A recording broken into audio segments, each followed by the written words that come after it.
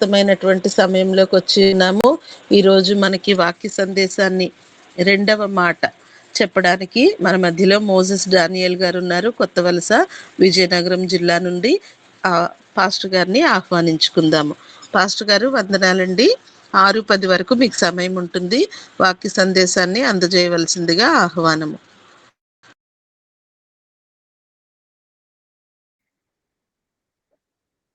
యేసుక్రీస్తు నామంలో యేసు వైపు చూచు అనే ప్రోగ్రాం నడిపిస్తున్నటువంటి దేవుని సేవకులు,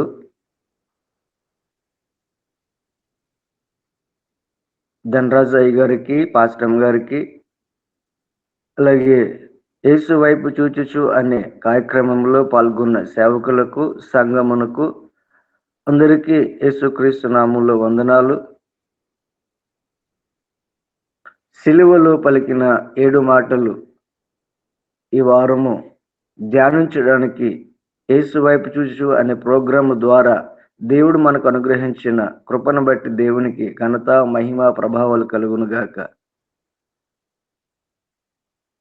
దేవుని యొక్క వాక్యాన్ని మనము ధ్యానించుకోవడానికి దేవుడు మనకు ఎంతో అవకాశమును, సమయమును, ఆయుష్ను మనకిచ్చిన దేవునికి మహిమ కలుగును గాక. ఈరోజు యేసుక్రీస్తు వారు సిలువలో పలికిన 2వ మాటను మనము ధ్యానించడానికి దేవుడు తన కృపతో మనలను దర్శిస్తున్నాడు.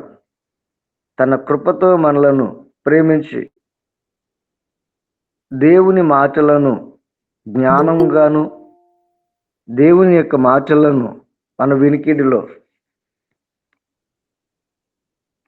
మనలను బలపరచడానికి, మనలను ప్రోత్సహించడానికి, మనలను తన యొక్క కుటుంబంలో తన సర్వసత్యంలోనికి నడిపించడానికి, తన పిల్లలు ఎలా ఉండాలి, ఏ విధంగా ఉంటే తన యొక్క దైవత్వానికి మనలను సిద్ధపరచడానికి మార్గమును చూపిస్తున్నాడు. లోకములో ఉన్న వారికి మనమే దేవుని మార్గమై ఉన్నామని తన కృప ద్వారా మనకు సాక్ష్యం ఇప్పిస్తూ, మనకిచ్చిన ఈ సాక్ష్యమును కాపాడుకునే గొప్ప అవకాశమును మనకి ఇవ్వడానికి పరిశుద్ధాత్మ దేవుడు మనకు సహాయమును, నడిపింపును చేస్తున్న దేవునికి మహిమ కలుగును గాక. ఈ సమయంలో దేవుని యొక్క వాక్యాన్ని చదువుకుందాం. లూకా రాసిన సువార్త 23వ అధ్యాయము 43వ వచనం. ఎవరైనా ఒకరు అందుకైన వానితో, నేడు నీవు నాతో కూడా పరదేశులో ఉందువని నిశ్చయముగా నీతో చెప్పుచున్నాను అనెను. ఆమేన్. ఆమేన్. దేవునికి స్తోత్రం కలుగును గాక. యేసుక్రీస్తు వారు సిలువ దొంగలతో కలిసి సిలువ వేయటం మనం చూసాము. యేసుక్రీస్తు వారు ఏ పాపము చేయలేదు, ఏ దోషము చేయలేదు. అయినను యేసుక్రీస్తు వారిని సిలువలో దొంగలతో కలిసి సిలువ వేయించి ఆయనకు తగని శిక్ష ప్రజలమైన రోమీలు ఆయనకు చాలా బాధాకరముగా శిక్ష వేశారు. దేవుని యొక్క వాక్యము నెరవేర్చబడ్డానికి, యేసుక్రీస్తు వారు భూలోకములో ఉన్న ప్రజలందరి యొక్క శిక్ష భరించడానికి, ప్రజలందరి కొరకు పరమాత్ముడైన యేసుక్రీస్తు వారే బలియాగం అవ్వాలని సెలవిచ్చిన వేద పండితుల మాట కూడా నెరవేర్చబడటకును, యేసుక్రీస్తు వారిని తండ్రి అయిన దేవుడు తన కుమారుడు ద్వారా లోకానికి, లోక ప్రజలకు దైవ కార్యం జరగడానికి, లోకములో ఉన్న ప్రజలందరూ కూడా దేవుని యొక్క రాజ్యానికి వారసులు కావడానికి తండ్రి తన కుమారుడైన యేసుక్రీస్తు వారిని బలిగా ఇచ్చినట్లుగా, అర్పించినట్లుగా మనం చూడగలుగుతున్నాం.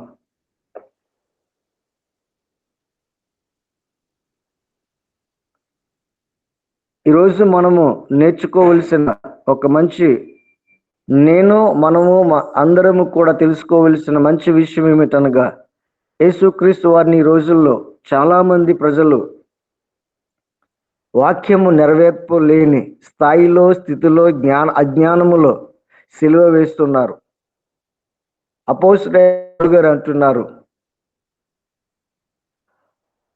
మిమ్మును బట్టి నా నామము దూషించబడుతున్నది అని తెలియపరుస్తున్న, సంగమునుతో తెలియపరుస్తున్న మాట. మీరు రక్షించబడి ఉండి కూడా ఆ రక్షణ విలువ తెలియక, దేవుని జ్ఞానము లేక, దేవోక్తి లేని ప్రజలుగా ఉంటూ ఆ దేవునిని ఇంకనూ మీరు గాయపరుస్తున్నారు, అవమానపరుస్తున్నారు, దుఃఖపెడుతున్నారు అని అంటున్నారు. అపోస్తలుడైన పౌలు గారు పరిశుద్ధాత్మను గురించి దుఃఖపెట్టకుడి, ఎదిరించకుడి, మోసగించకుడి, నీ ఆత్మను ఆర్పివేసుకోకుండా ఉండండి అని అపోస్తలుడైన పౌలు గారు చక్కగా మనకు తేటగా తెలియపరిచారు. మనం చదివిన వాక్య భాగంలో కూడా దొంగలతో యేసుక్రీస్తు వారిని సమానంగా ఎంచి సిలువ వేయించారు. అప్పుడు ఆ ఇద్దరు దొంగలలో ఒక దొంగ, యేసుక్రీస్తు వారు ఎటువంటి పాపము చేయలేదు, ఎటువంటి తప్పు చేయలేదు, ప్రజలకు మేలు చేసిన వాడే తప్ప ప్రజలకు కీడు చేసిన వాడు, ప్రజలకు అన్యాయం చేసిన వాడు కాదు అని ఒక దొంగ యేసుక్రీస్తు వారి యొక్క శిక్షను చూసి తన మనసులో, తన హృదయంలో బాధపడి యేసుక్రీస్తు నందు విశ్వాసం ఉంచాడు. యేసుక్రీస్తులో ఉన్నటువంటి దైవత్వాన్ని తను చెవులారా విన్నాడు. అనేక సందర్భాలలో కూడా యేసుక్రీస్తు వారిని కలుసుకోవడానికి ఆ దొంగకి అవకాశం లేకపోయినప్పుడు కూడా యేసుని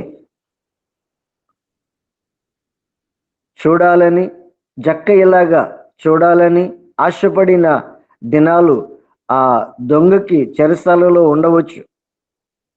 ఈరోజు మన జీవితాలలో కూడా మనము కూడా ఎవరైనా సరే సిలువ ఎక్కిన ఆ దొంగ ఎలాగైతే తన హృదయంలో యేసుక్రీస్తునందు విశ్వాసం ఉంచాడో, యేసుక్రీస్తునందు పశ్చాత్తపడ్డాడు, నేను తప్పు చేసి సిలువ ఎక్కాను, యేసుక్రీస్తు వారైతే ఏ తప్పు చేయకుండా నా కోసం శిక్ష భరిస్తున్నారు, సిలువ ఎక్కారు అని తన అంతరంగంలో బాధపడి, దుఃఖపడి, వేదన పడి ఆ దొంగ యేసుక్రీస్తునందు విశ్వాసం ఉంచడం జరిగినది. అబ్రహాము కూడా దేవుడు పిలిచినప్పుడు అబ్రహాము కూడా దేవుని మాటకు విధేయత చూపించాడు, నమ్మకం ఉంచాడు. ఆ నమ్మకాన్ని బట్టి అబ్రహాము నీతిమంతులుగా, విశ్వాసమునకు నీతిగా మార్చబడి ఉన్నది. ఈరోజు మనమందరము కూడా యేసుక్రీస్తు వారి యొక్క రక్తము చేత నీతిమంతులుగా తీర్చబడ్డాము. కానీ సిలువ ఎక్కిన దొంగకి రక్షణ పొందుటకు మార్గము లేదు, బాప్తిస్తం తీసుకోవడానికి మార్గము లేదు. అయితే యేసుక్రీస్తునందు అబ్రహాము ఎలాగైతే విశ్వాసం ఉంచాడో అలాంటి విశ్వాసమును ఆ దొంగ కూడా విశ్వాసం ఉంచి యేసుక్రీస్తులో నన్ను కూడా నీతో పాటు తీసుకువెళ్ళమని యేసుక్రీస్తు వారిని మనవి చేసుకోవడం మనము చూడగలుగుతున్నాం, వింటున్నాము. అలాగే పరిశుద్ధ గ్రంథములో కూడా ఆ దొంగ కోసము, అంటే తప్పు చేసిన వ్యక్తికి ఎలాంటి శిక్ష వేస్తారో రోమీలు రోమా కాలంలో ఉన్న ప్రజలు మనుషులందరినీ కూడా ప్రేమించేవారు, తప్పు చేసిన వారు శిక్షించేవారు. అలాంటి సందర్భంలో ఈ వ్యక్తి సిలువ వేయబడడానికి సిద్ధమవుతుండగా యేసుక్రీస్తు వారిని గమనించాడు, ఎదుర్కొన్నాడు, కన్నులారా చూశాడు. తన జీవితంలో యేసుక్రీస్తునందు విశ్వాసముంచి తన కొరకు, నా కొరకే ఈ శిక్ష భరిస్తున్నాడు అని యేసుక్రీస్తు వారిని గురించి గ్రహించి అర్థం చేసుకుని విశ్వాసముంచి తన జీవితాన్ని యేసు వైపుకు మళ్లించుకున్నాడు. ఎవరైతే హృదయమును యేసు వైపుకు ఆకర్షించబడతారో, యేసునందు విశ్వాసం ఉంచుతారో, వారి హృదయము, వారి విశ్వాసం బట్టి వారిని యేసుక్రీస్తు వారు నీతిమంతులుగా తీర్చడానికి శక్తి కలిగిన దేవుడుగా, బలమైన దేవుడుగా, తండ్రి అయిన దేవుని ఆజ్ఞను తన కుమారుడు ద్వారా నెరవేర్చడానికి, యేసుక్రీస్తు తన అనుభవ జ్ఞానము చేత అనేక మందిని నీతిమంతులుగా తీర్చడానికి సరిపోయినవాడు, సమర్థుడు, చాలిన దేవుడుగా భూమి మీద మనుష్య కుమారుడుగా, దైవ కుమారుడుగా కూడా యేసుక్రీస్తు వారు ప్రత్యక్షమయ్యారు. ఆ ప్రత్యక్షమైన స్థితిని బట్టి సిలువ వేయబడడానికి వచ్చినటువంటి ఆ దొంగ కూడా, ఆ తప్పు చేసిన వ్యక్తి కూడా యేసుక్రీస్తు నందు ఆ వాక్యము నెరవేర్చబడుతుందని తన అంతరంగములో, తన అంతరాత్మలో కూడా యేసునందు విశ్వాసం ఉంచి తన జీవితాన్ని దేవునికి అప్పగించుకొని ఉన్నాడు. యేసుక్రీస్తు వారు 30 సంవత్సరాల తర్వాత చేసిన సేవలో అనేక మంది యేసు ప్రభుని చూశారు, విన్నారు, గ్రహించారు. కానీ పరిసయ్యులు గ్రహించలేదు, శాస్త్రులు గ్రహించలేదు. అనేక మంది జ్ఞానులు కూడా యేసు వైపును చూశారు, కానీ యేసునందు విశ్వాసం ఉంచలేకపోయారు. కానీ ఒక తప్పు చేసిన వ్యక్తికి, పాపము చేసిన వ్యక్తికి ఎలాగ ఆ యేసు ప్రభుని చూడగానే నేను యేసుతో కూడా జీవించాలి, యేసుతో కూడా వెళ్ళాలి అని పరిశుద్ధమైన దేవుని వాక్యము తన హృదయంలో నెరవేరడానికి యేసుక్రీస్తు వారు తన జీవితాన్ని మన కోసం ఎలాగైతే అర్పించారో, ఆ అర్పణకు తప్పు చేసిన వ్యక్తి దొంగ కూడా తన హృదయంలో పశ్చాత్తాపడ్డాడు. ఆ పశ్చాత్తాపమే అబ్రహాము యొక్క నీతిలోనికి వెళ్ళడానికి, అబ్రహాము యొక్క విశ్వాసంలోనికి వెళ్ళడానికి ఈ దొంగకు అవకాశం వచ్చింది. ఆ అవకాశము ద్వారానే నేడు నీవు నాతో కూడా పరదేశంలో ఉండు అని సెలవిచ్చిన యేసుక్రీస్తు వారి మాట నెరవేర్పులోనికి వచ్చింది. పరదేశం ఎక్కడ ఉన్నది అని మనం జ్ఞాపకం చేసుకుంటే గనక లూకా రాసిన సువార్తలోనే 16వ అధ్యాయం 22వ వచనంలో కూడా దరిద్రుడు చనిపోయి పరదేశంలోనికి వెళ్ళిపోయినప్పుడు అబ్రహాము రొమ్మున ఆనుకున్న ఆ యొక్క లాజర్ను చూసినప్పుడు పరదేశం ఉన్నది. ఆ పరదేశంలోనికి అబ్రహామును అలాగనే దరిద్రుడును ఎలాగైతే ఉన్నారో, అలాగే ఈ దొంగ కూడా, అనగా సిలువ వేయబడిన ఈ యొక్క తప్పు చేసిన వ్యక్తి కొద్ది క్షణాలలో చనిపోతాము, కొద్ది క్షణాలలో నా ప్రాణము రోమీలు తీస్తారు అని గ్రహించి నేను యేసునందు విశ్వాసం ఉంచాలి, యేసు వైపుకి తిరగాలి, నా జీవితాన్ని నా మట్టుకు నేను బ్రతికాను, కానీ ఇక నుంచి నాకు బ్రతకడము చాలా కష్టము, బ్రతుకుట నాకు జీవితం లేదు కనుక నేను యేసునందు విశ్వాసం ఉంచుదాము అని తన హృదయములో, అంతరంగములో ఆశ కలిగినప్పుడు ఖచ్చితంగా యేసుక్రీస్తు వారు తన ఆశను తీర్చినట్లుగా మనం చూడగలుగుతున్నాం. ప్రియమైన దేవుని సంగమా, పరదేశంలోనికి వెళ్ళిన వారి వల్లే ఈ రోజున తప్పు చేసిన వ్యక్తులను యేసుక్రీస్తు వారు ఎలాగైతే అవకాశం లేని స్థాయిలో, స్థితిలో ఉన్న మానవుడను ఖచ్చితంగా తన కృపతో మనుషులందరినీ కూడా ఆకర్షించుకోవడానికి ఇష్టపడుతున్నారు. ఎందుకంటే బ్రతకలేని మనిషికి, మరణము సమీపించిన మనిషికి, లోకములో ఉన్న మనుషులకందరికీ కూడా అవకాశం ఉన్నప్పుడే ఖచ్చితంగా ఆ ఆశను తీర్చుకోవాలి.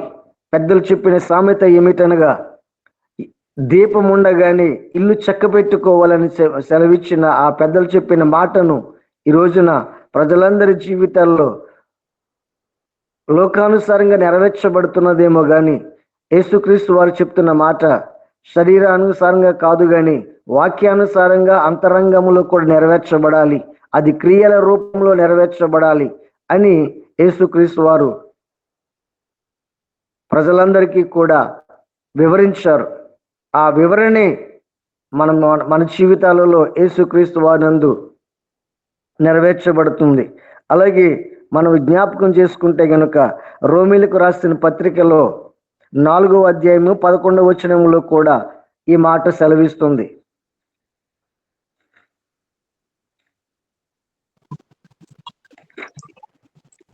మరియు సున్నతి లేని వారైనను నమ్మిన వారికందరికి అతడు తండ్రి ఎగుట వలన వారికి నీతి ఆరోపించుటకై అతడు సున్నతి పొందక మునుపు తనకు కలిగిన విశ్వాసం వలనైనా నీతికి ముద్రగా సున్నతి అను గురుతు పొందెను. ఆమేన్. దేవుని స్తోత్రం. నమ్మిన వారికందరికీ అతడు తండ్రి అగుట వలన వారికి నీతి ఆరోపించుటకై, అబ్రహాము యొక్క పిలుపులో ఉన్నటువంటి ఆ నమ్మకమును, ఆ పిలుపుకు తగిన విధేయతను చూసి అబ్రహాము విశ్వాసమునకు తండ్రి అగాడు. అలాగే యేసుక్రీస్తు వారు 33 సంవత్సరాలలో 30 సంవత్సరాల నుండి 33 సంవత్సరాలలో చేసిన సేవ, ఆ చెరసాలలోనికి వెళ్ళి సిలువ ఎక్కడానికి సిద్ధమవుతున్నప్పుడు, సిలువ ఎక్కిన తరువాత యేసుక్రీస్తు వారిని కన్నులారా చూచి ఆ తప్పు చేసిన వ్యక్తి అబ్రహాముకు ఉన్నటువంటి పిలుపును ఈ యొక్క వ్యక్తి కూడా ఆ పిలుపును అంగీకరించాడు, ఆ విశ్వాసాన్ని అంగీకరించాడు. యేసుక్రీస్తు వారి నందు విశ్వాసం ఉంచాడు కాబట్టినే తను చనిపోతున్నప్పుడు కూడా యేసుక్రీస్తు వారు ఆకర్షించుకున్నారు. యేసుక్రీస్తు వారు తనకి నిత్య జీవం ఇచ్చారు. యేసుక్రీస్తు నందు తనకి పరలోకములోను పరదేశంలో ఉండడానికి అవకాశం ఇచ్చారు. మనుషులందరూ కూడా ఎలా బ్రతికినా గాని ఆ బ్రతికిన విధానములో దేవుని ఎడల విశ్వాసమును పశ్చాత్తాపమును ఉండాలి. ఆ విశ్వాసము, ఆ పశ్చాత్తాపము లేకుండగా యేసులో మనం ఉండడము అసాధ్యము. ఆ దొంగ ఎప్పుడైతే తన జీవితాన్ని, తన హృదయాన్ని, తన అంతరంగములో, తన అంతరాత్మలో యేసులో కొంత చోటు సంపాదించుకున్నాడు, యేసుకి తన హృదయాన్ని అప్పగించుకున్నాడు, యేసు వైపుకు చూసి తన హృదయాన్ని, తన అంతరంగాన్ని నేను తప్పు చేశాను అని, నేను పాపము చేసిన వాడును, నేను లోకములో తిరిగిన వాడును, నా జీవితాని కోసమే నేను బ్రతికిన వాడును, కానీ నా కోసము మరణిస్తున్న యేసునందు నేను విశ్వాసం ఉంచడానికి ఇష్టపడుతున్నాను అని తన హృదయాన్ని విప్పి యేసు వైపుకి చూడగానే యేసుక్రీస్తు వారు ఆ యొక్క తప్పు చేసిన వ్యక్తిని, ఆ మరణించే వ్యక్తిని యేసు పరలోకానికి, నిత్య రాజ్యానికి, పరదేశకు తీసుకువెళ్ళడానికి ఇష్టమయ్యారు. ఈరోజు యేసునందు ఎవరైతే విశ్వాసం ఉంచుతున్నారో వారందరినీ కూడా అలాంటి గొప్ప కార్యాలు చేయడానికి, నీవు ఏ స్థితిలో ఉన్నా, ఏ స్థాయిలో ఉన్నా, ఏ పరిస్థితిలోనైనా సరే యేసు నీ వైపు చూస్తున్నాడు, యేసు నీ కొరకు ఎదురు చూస్తున్నాడు, యేసుక్రీస్తు వారు నీ కొరకు ఆశ పెట్టుకుని ఉన్నారు. కనుక నీవు సిద్ధపడి ఉండాలని ప్రభువైన యేసుక్రీస్తు వారు మనకు తేటగా తెలియపరుస్తున్నారు. కాబట్టి ప్రియమైన దేవుని సంఘమైన మనము కూడా సిద్ధపడి ఉండాలని ప్రభు కోరుకుంటున్నాడు. నీవు ఎక్కడ ఉన్నా సరే, ఎలాగున్నావు అనే దానికంటే ఆ యేసునందు నీకు విశ్వాసం ఉన్నదా, ఆ యేసు వైపులో నీ హృదయమును నీవు తెరిచి ఉన్నావా? నా దేవుని యొక్క వాక్యము సెలవిస్తున్నది. ప్రకటన గ్రంథములో కూడా ఈ మాటలు సెలవిస్తున్నవి. ఎవడైతే నా స్వరము విని నా యందు విశ్వాసం ఉంచుతాడో, తన హృదయం తలుపులు తెరుచుకుంటాడో, వారిని నేను కలిసి భోజనము చేస్తాము, లేదా కలిసి ప్రయాణం చేస్తాము, లేదా దేవుని యొక్క తండ్రి రాజ్యములో కలిసి ఉండడానికి, పరదేశంలో ఉండడానికి అవకాశం దొరుకుతుందని యేసుక్రీస్తు వారు స్వయంగా చెప్పి ఉన్నారు. ప్రియమైన దేవుని సంగమా, ఆ లేఖనము మన కోసమే.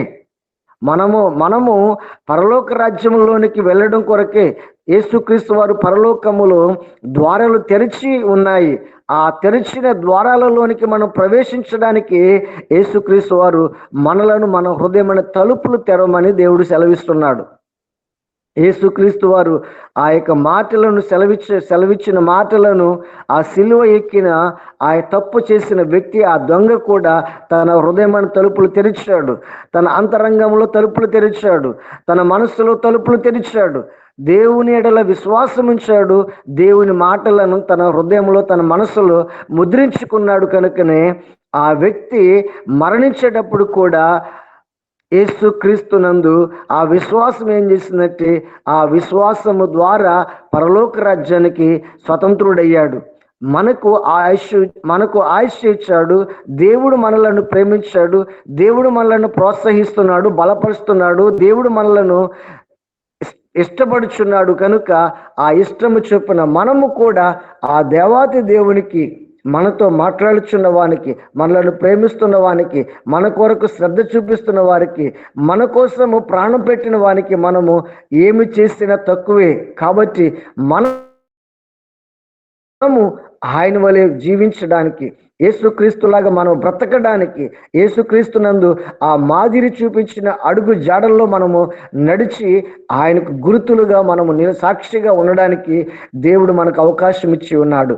అబ్రహాము కూడా దేవుని మాటకు విధేయత చూపి ఆయన మాటను బట్టి నడిచాడు. కనుక ఆ గుర్తులు ఈ యొక్క తప్పు చేసిన వ్యక్తి, ఈ యొక్క దొంగ కూడా రోమ సామ్రాజ్యంలో దొంగని ముద్ర వేయబడిన ఆ వ్యక్తిని యేసుక్రీస్తు వారు సజీవుడుగా, నిర్దోషిగా, పశ్చాత్తాపమే అతని జీవితానికి మార్పులోనికి తీసుకువచ్చింది. కనుక మనము కూడా ఆయనలాగే, యేసు ఎలాగైతే ఆ దొంగను క్షమించాడు, మన ఇరుగు పొరుగు వారిని, మన తోటి వారిని, మన సంఘపు వారిని అలాగున క్షమించి నేడు నీవు నాతో కూడా పరదేశంలో ఉంటావు అని యేసు ప్రభు చెప్పిన మాట ప్రకారము మనము మన తోటి వారిని ఇద్దరము కలిసి ప్రయాణము చేసి ఆ యొక్క పరలోక రాజ్యానికి స్వతంత్రులుగా ఉండడానికి మనలను సిద్ధపరచుకుందాం. మన తోటి వారిని కూడా సిద్ధపరచుద్దాము.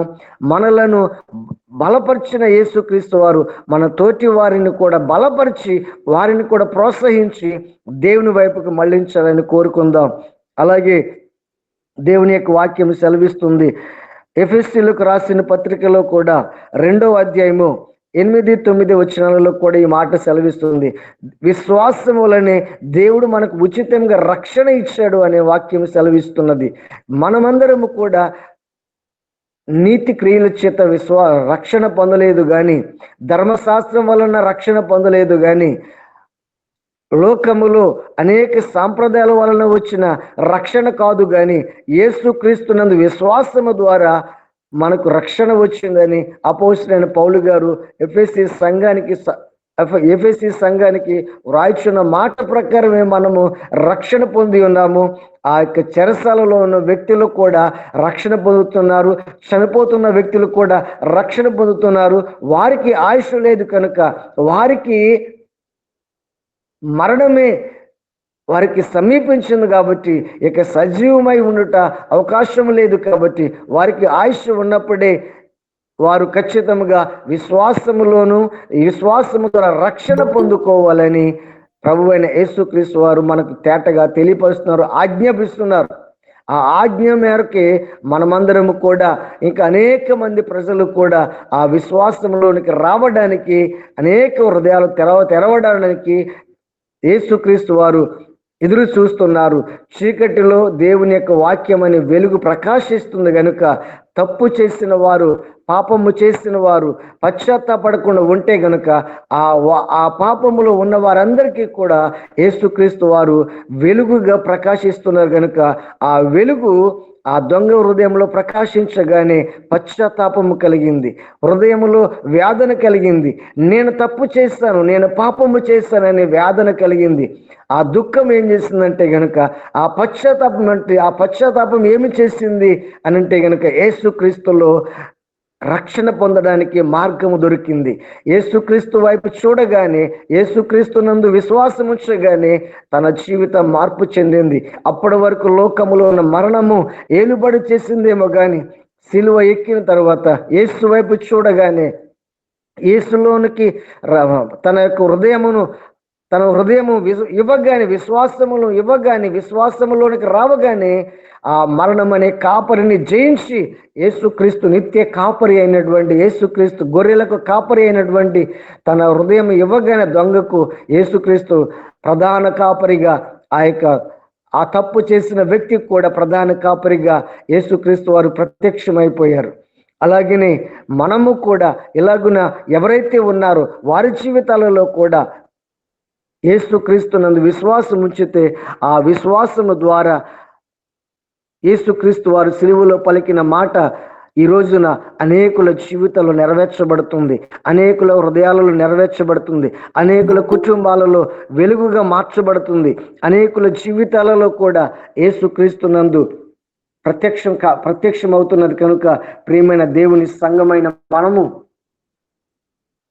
యేసుక్రీస్తు నందు మనం విశ్వాసం ఉంచితే గనుక మనం ఎవరమైనా సరే, మనము ఏ స్థలంలో ఉన్నా, ఏ ప్రాంతంలో ఉన్నా, ఏ పట్టణంలో ఉన్నా, ఏ యొక్క దేశంలో ఉన్నా సరే, దేవుని యొక్క వాక్యము మన దగ్గరకు వచ్చినట్లుగా, ఆ యొక్క సిలువ ఎక్కిన దొంగ దగ్గరకు వచ్చినట్లుగా దేవుడు మనలను దర్శించేవాడు, మనతో మాట్లాడేవాడు, మన కోసం ప్రాణం పెట్టాడు, మన కోసము సిలువ ఎక్కాడు, మన కోసము తన జీవితాన్ని అర్పించుకున్నాడు, నీ కోసము తన జీవితాన్ని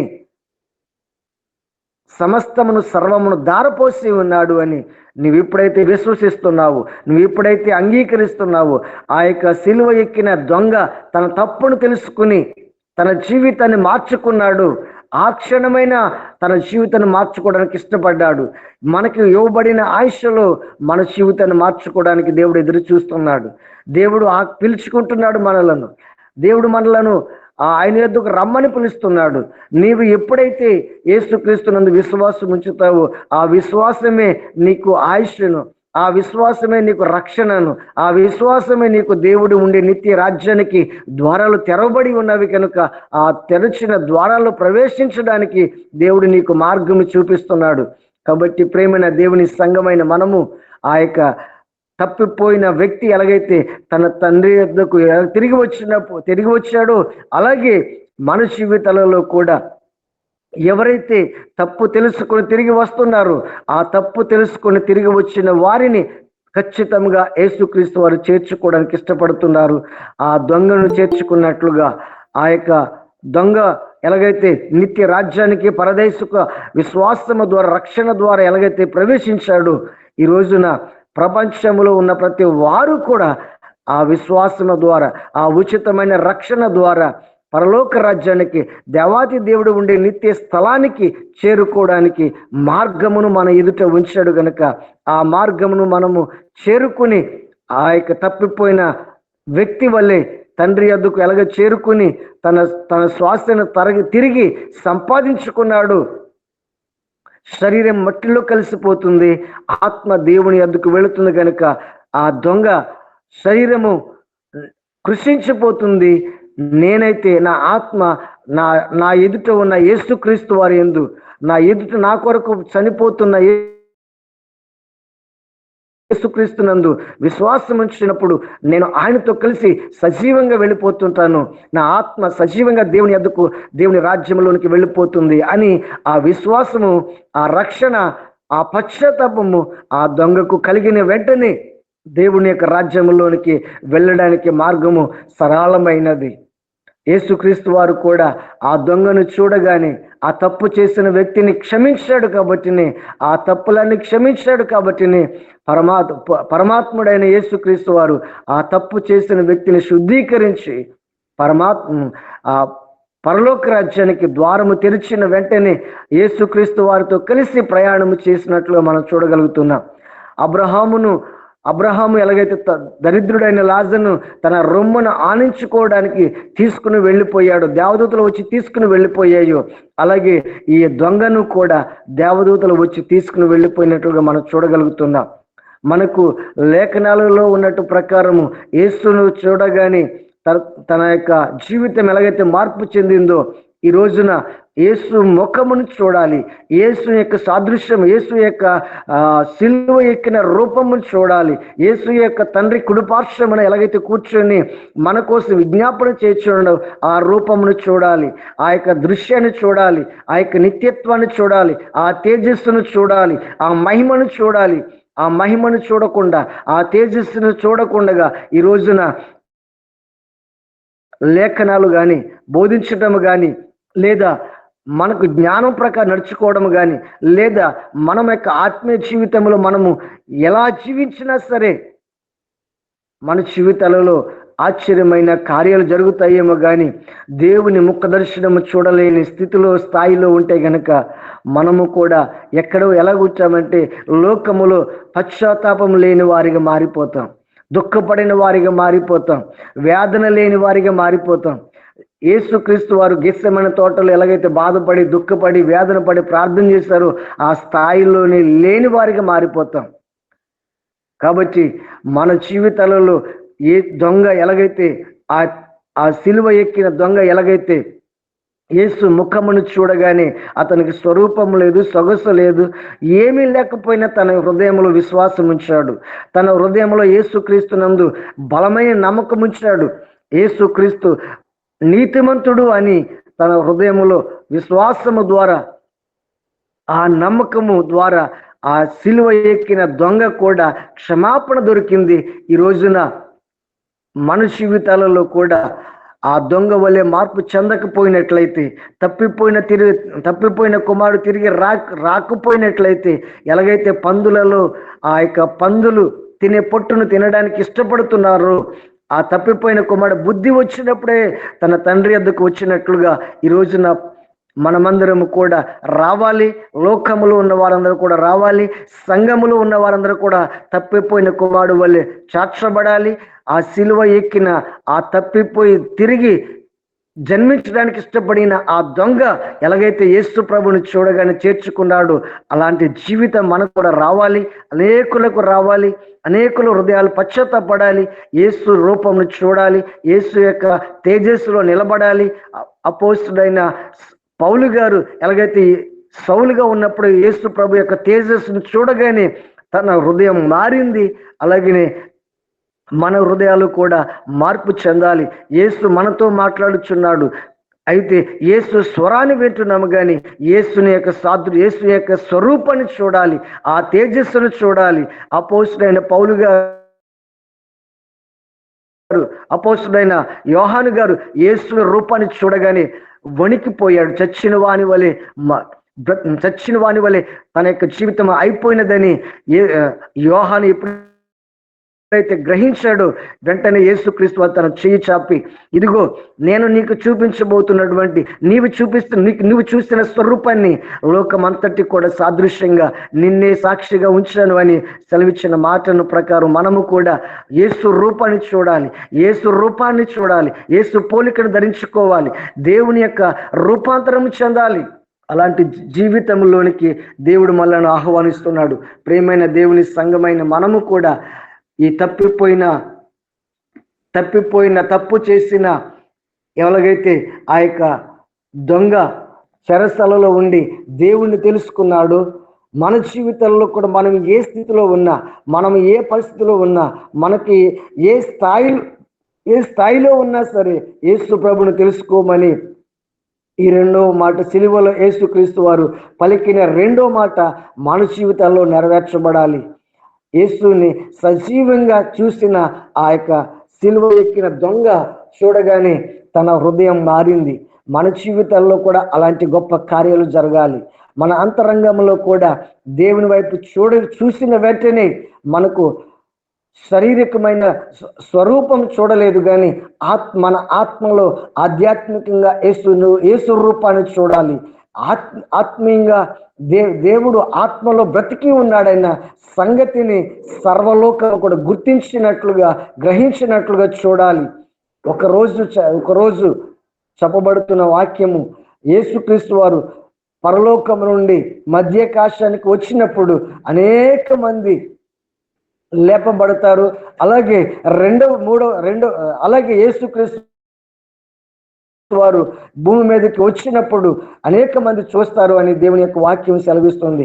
అప్పుడు వారందరూ కూడా రొమ్ము కొట్టుకొనుచు ఏడుస్తూ ఉంటారు, కానీ అప్పుడు అవకాశం ఉండదు. కనుక సమయం ఉండగానే, అవకాశం ఉండగానే, ప్రాణం ఉండగానే, ఆయుష్ ఉండగానే నీ హృదయమును ద్వారమనే తెరిచి ఆ పరలోకములో ఉన్న యేసుక్రీస్తు వారు నీ కొరకు తలుపులు తెరిచి ఉన్నాడు. కనుక ఆ తలుపులు తెరిచిన ఆ యొక్క పరలోక రాజ్యానికి నేను ఆహ్వానిస్తున్నాడు. కనుక ఆ పరలోక రాజ్యానికి నీవు ఆహ్వానించబడడానికి దేవుడు నిన్ను ప్రేమిస్తున్నాడు, నిన్ను రమ్మని పిలుస్తున్నాడు. కనుక ఆ పిలుపులో దేవుడు నిన్ను ఆకర్షిస్తున్నాడు. కనుక ఖచ్చితంగా నీ జీవితాన్ని దేవుని యొద్దకు వెళ్ళడానికి దేవుడు ఇప్పుడే నిన్ను ఆకర్షిస్తున్నాడు.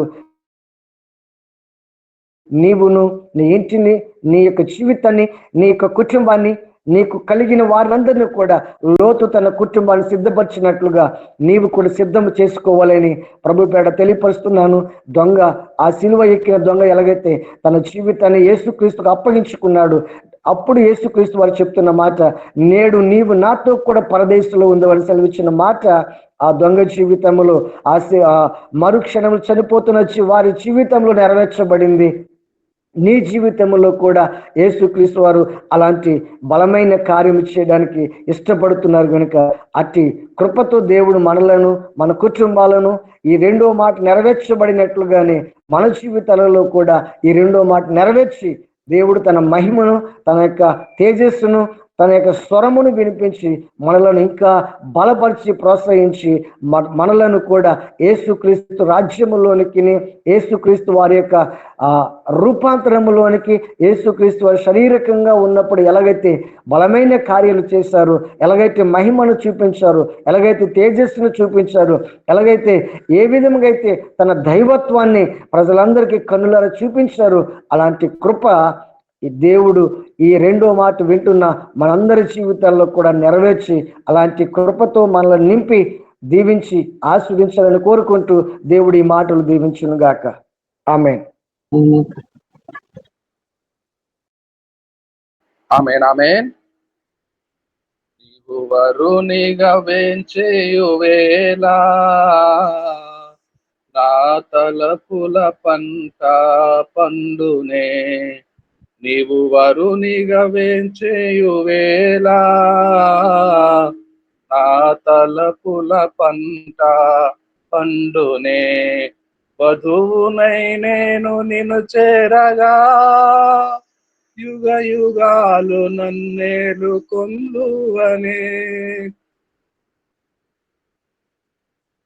వధువునై నేను నిన్ను చేరగా యుగ యుగాలు నన్నేలు కొందువనే, యుగ యుగాలు నన్నేలు కొందువనే. యేసయ్యా నా హృదయ స్పందన నీవే కదా, విశ్వమంత నీ నామము ఘనమైనది, విశ్వమంత నీ నామము ఘనమైనది. యేసయ్యా నేడు నీవు నాతో కూడా పరదేశంలో ఉందువని నిశ్చయముగా నీతో చెప్తున్నాను. పరదేశం నేడు వెంటనే ఇలాగా భూమి మీద కళ్ళు మూస్తాము, అలాగా పరదేశంలో చేరుకుంటాము. పరదేశం సందడిగా ఉన్నది, కోలాహలముగా ఉన్నది. ప్రభు భూమి మీద లోకంలో ఉన్నప్పుడు ఆయన నెరవేర్చబోయే నిర్గమమును గూర్చి మోషేయు ఏలియాయు ఆయన యొద్దకు దిగి వచ్చి రూపాంతరపు కొండ మీద కొద్దిసేపు చర్చలు జరిపినట్టుగా చూస్తున్నాం.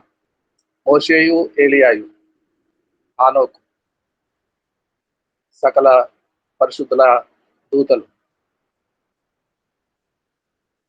ఏర్పాటు చేసుకుంటున్నారు. ప్రభుల వారు చేస్తున్నారు. శిలువ బలియాగం ద్వారా లోకములో ఉన్నప్పుడు ఆయన చేసే నిర్గమమును గూర్చి ఏ రీతిగా చర్చించారో ఆ నిర్గమము పూర్తి అయిన తర్వాత పరలోకమంతా పరదేశంతా సందడి సందడిగా ఉన్నది. దేవదూతలు కోలాహలంగా స్తుతులు జయ జయధ్వనులు పాడుతున్నారు. అప్పుడు ప్రభుల వారు ఎదుర్కోవటానికి స్వాగతించడానికి పరదేశంతా ఆ పరదేశు పట్టణం గుమ్మము యుద్ధ మోషేయు ఏలియాయు హానోకును పరిశుద్ధ ప్రవక్తలను పరిశుద్ధ దేవదూతలను పూలమాల ఒకటి ఆయనను స్వాగతించడానికి జయోత్సవంతో తిరిగి పరదేశంలో ప్రవేశించే ప్రభు ఎదుర్కొంటున్నారు. ఒకే ఇవ్వటానికి పూలమాలలతో ధరింప చేయటానికి. అయితే పిల్లలారా మరొక దండ కూడా అవసరమైనది. అయ్యో ప్రభువా మీరొక్కరే కదా కాదు ఒక అడుగు ఎడమకో కుడికో తప్పుకొని ఇతను నా స్నేహితుడు, నేడు నీవు నాతో కూడా పరదేశంలో ఉందువని నిశ్చయముగా అభయం ఇచ్చిన నా ప్రియ స్నేహితుడు. ఆ దొంగకెంతో సంతోషమో వేలాది కోటాను కోట్ల మంది దూతలు పరిశుద్ధ ప్రవక్తలు మోషే ఏలియా హానోకు దావీదు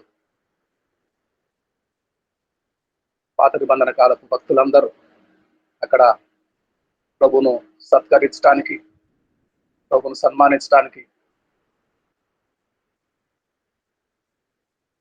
ఆ ప్రియ నేస్తము కూడా నాతో కూడా పరదేశంలో ఉందో అని నా మాట మీద చెప్పి తిని నా ప్రియునికి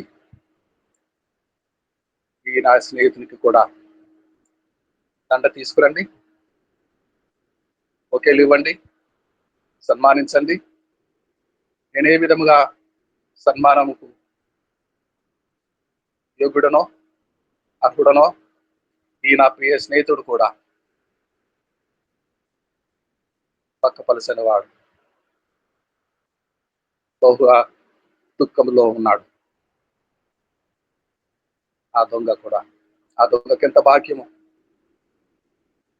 దొంగకెంత భాగ్యము ప్రవేశం పరదేశంలో నేడు నీవు నాతో కూడా ఉందువని అభయమిచ్చిన యేసయ్య మాట. దొంగ ఎంత ధన్యుడో, ఎంత భాగ్యము. జయ జయధ్వానాలు, హల్లెలూయా హోసన్నాలు పరలోకమంతా పరదేశంతా పాడుకుంటున్న వేళ ప్రభుతో పాటు ఆ దొంగ కూడా ప్రవేశిస్తున్నాడు. చెమ్మగలిగిన కళ్ళతో సంభ్రమ ఆశ్చర్యాలు కలుగుతుండగా ప్రభుతో పాటు క్రీస్తు ప్రభుల వారితో పాటు ఆ దొంగ కూడా పరదేశు ప్రవేశం చేస్తున్నాడు. కరతాళ ధ్వనులు మోగుతున్నాయి. పరదేశంతా సంతోషముగా ఆనందంతో కేరింతలు కొడుతున్న దూతలు శిలువ మరణము జయించి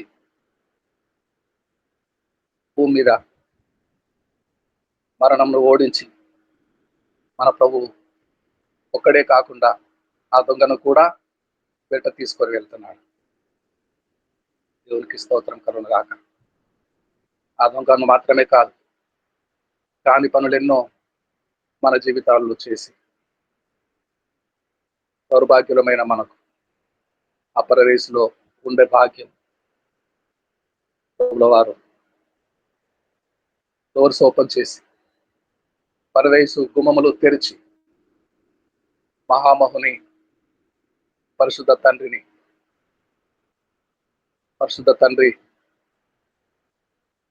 పరిశుద్ధ ప్రభు కుడి పార్శ్వమున నిలబడి చేతులు చాచి ఏ విధంగా స్టెఫెనును ఎదుర్కోవటానికి లేచి నిలబడి సిద్ధంగా ఉన్నాడో అలాగే మనందరినీ ఆయన చేర్చుకోవటానికి, హక్కుని చేర్చుకోవటానికి, ముద్దులు పెట్టుకోవటానికి, కౌగులించుకోవటానికి, మన హృదయ స్పందన దగ్గరగా తెలుసుకోవటానికి యేసయ్య గుండెల మీద ఆగిపోతాం, గువ్వలమై ఆయన పాదముల మీద పడిపోతాం. ప్రేమతో, ఆప్యాయతతో ఆయన కౌగులించుకుంటాడు.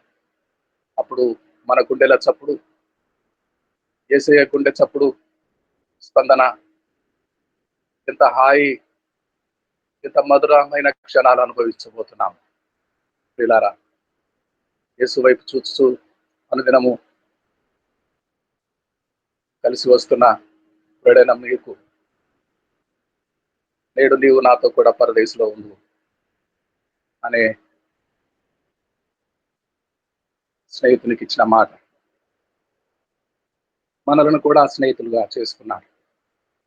నేను స్నేహితులుగా భావిస్తున్నాను. మనల్ని కూడా స్నేహితులమే, మహారాజు గారి స్నేహితులమే. ఇక్కడ ఒక మాట చెప్పనివ్వండి. ప్రధానమంత్రులు, సైన్యాధిపతులు వారి ప్రోటోకాల్ ప్రకారం రాజుగారిని అంతఃపురంలో పర్సనల్ బెడ్రూమ్లో దర్శించడానికి వీలు లేదు. అయితే స్నేహితుడు తిన్నగా రాజమహల్లోనికి వెళ్ళిపోతాడు. ఎవరు అడ్డగించరు. రాజుగారి స్నేహితుడండి, మహారాజా వారు ప్రియ నేస్తమండి అని తెచ్చుకుంటారు. మనం కూడా పరదేశంలో ప్రవేశిస్తాం, అంతరంగ మందిరములో ప్రవేశిస్తాం. ప్రభువు వారు ఎక్కడున్నారో అక్కడికి తిన్నగా చేరుకుంటాం. అట్టి భాగ్యం దేవుడు మనకందరికీ దయచేయునుగాక. పాస్టర్ మోజెస్ డానియల్ గారు చక్కగా రెండో మాటను వివరించారు. గాడ్ బ్లెస్ యు అండి. మిమ్మల్ని, మీ పరిచర్యను, మీ కుటుంబాన్ని దేవుడు బహుగా విస్తరించి ఫలింపచేసి ఆశీర్వదించి కాల్చి కాపాడును గాక. అయ్యగారు వందనాలండి. రండి, మన మధ్య జాన్సన్ గారు ఉన్నారు. ఒక మాట ప్రార్థన చేస్తారు. తర్వాత ఆశీర్వాదంతో ఈనాటి తెలుగు సభ ముగించబడుతుంది. జాన్సన్ గారు. పరిశుద్ధుడా నాయన నీకే స్తోత్రం ప్రభు అని వందనాలయ్యా. గొప్ప దేవుడా, మహాదేవుడా, సర్వోన్నతుడ, సర్వాధికారి నాయన నీకే వేలాది వందనాలయ్యా. అర్హత లేని మమ్మల్ని ప్రభునన్న పాప శాపములతో నన్న భ్రష్టత్వం మమ్మల్ని అయ్యా నీ స్నేహితులుగా చేర్చుకున్నాం, నీ బిడ్డగా నాయన ప్రభు నీ రాజ్యంలో చేర్చుకున్నాం. ఆ తగిన అర్హత మాకు ఇచ్చావు ప్రభు, అందును బట్టి నీకు వందనాలు. అర్హత లేని మాకునైనా ప్రభు నైనా నీ కృపతో, నీ కనికరంతో ప్రభునైనా అయ్యా నీ రాజ్యంలో మాకు చోటిచ్చావు. బిడ్డగా, నీ కుమారులుగా, నీ కుమార్తెలుగా మమ్మల్ని చేర్చుకున్న నీ ప్రేమను బట్టి నీకేమై కలుగును గాక, నీకే ఘనత కలుగును గాక. ఇదిగోనైనా అయితేనైనా ప్రభా నీ బిడలుగానైనా నేను ఎప్పుడైతే చేర్చుకున్నావో నీకు మాదిరికరమైన జీవితంనైనా ప్రభా మాలో దినదనం భయంకరంగా ఇంకా మేము జీవించడానికి సహాయం చేయదు. దేవానికి స్తోత్రం ప్రభువానికి వందన. ఏ రీతిలో ఇంకా ఆయాస్కరంగా దుఃఖకరంగా ఉన్నాయోనైనా ప్రభా అయినా ప్రభా పరిస్థితుల్లో, స్థితిగతుల్లో, ఏ జీవితాలు నైనా ప్రభు నైనా మేము మార్చుకుని నైనా ప్రభు నైనా నీకు ఇంకా మహింకరంగా నీకు మాదిరికరంగా ప్రభ నీ వల్లే ప్రభు నీ ప్రతిబింబం మాలోనైనా కనబడటానికి, సమాజాన్ని కనబడటానికి సహాయం తెచ్చాను. అట్టి సమర్పణ జీవితాలు ఇంకానైనా మాలో ఉన్న ప్రతి ఒక్కరు, మా కుటుంబాల్లో ప్రతి ఒక్కరిలో కూడా, సార్వత్రిక సంఘంలో ప్రతి ఒక్కరిలో కూడా ఉండడానికి సహాయం దయచేయమని నీకే మహిమ ఘనత స్తుతులు తెలుపుకుంటూ ఈ వాక్యం వివరించిన దైవజనులను ప్రభు జ్ఞాపకం చేసుకుని దీవించండి. మీటిని నడిపిస్తున్న దైవజనులను జ్ఞాపకం చేసుకుని మీట్లో ఉన్న మా అందరిని కూడా దీవించమని నీకే మహిమ తెలుస్తూ యేసు పరిశుద్ధ నామములో స్తుతించి అడిగి వేడుకుంటున్నాను తండ్రి. ఆమేన్. ఆమేన్. చక్కగా మనందరి నిమిత్తము ప్రభువును వేడుకొనిన జాన్సన్ గారికి హృదయపూర్వకమైన ధన్యవాదాలు తెలియజేసుకుంటున్నాము. ప్రభు నేర్పిన ప్రార్థన, ఇప్పుడు ప్రభు నేర్పిన ప్రార్థన చెప్పుకుందామండి. పరలోకమందున్న తండ్రి, మీ నామం పరిశుద్ధపరచబడును గాక. మీ రాజ్యం వచ్చును గాక. మీ చిత్తం పరలోకమందు నెరవేరినట్లు భూమి యందును నెరవేరును గాక. అలిగిన ఆహారం నేడు మాకు దయచేయము. వారి నష్టలను మేము క్షమించిన ప్రకారం మా ప్రార్థనలను క్షమించము. శోధనలైతే కాదు, దుష్టునికి తప్పించు. అన్నకైతే రాజ్యం, బలం, శక్తి, మహిమ నిరంతరము నీవే. ఆమేన్, ఆమేన్, ఆమేన్. రెండో మాట ద్వారా మన మధ్యలో చక్కని సందేశం ఇచ్చిన కొత్త వలస నుండి పాస్టర్ మోసెస్ దానియేల్ గారు ఆశీర్వాదం విడుదల చేయండి. మన పరమ తండ్రి అయిన దేవుని ప్రేమ, ఆయన కుమారుడును లోకరక్షకుడునైన యేసుక్రీస్తు వారి కృప, సమాధానము, ఆదరణకర్త అయిన పరిశుద్ధ ఆత్మ దేవుని సత్యమును, సన్నిధిని, సహవాసమును, నడిపింపును కూడి ఉన్న మనకును సకల పరిశుద్ధులకును దేవుడు ఎల్లప్పుడూ తోడుగా ఉండి ఆయన రాకడకు సిద్ధపరిచి ఆశీర్వదించును గాక. ఆమేన్. అందరికీ వందనాలు. అందరికీ ప్రైజ్. ఇంతటితో తెలుగు సభ ముగిసింది. ప్రారంభిస్తున్నాము. आइए हमारे बीच में पास्टर हरिंदर राम जी हैं.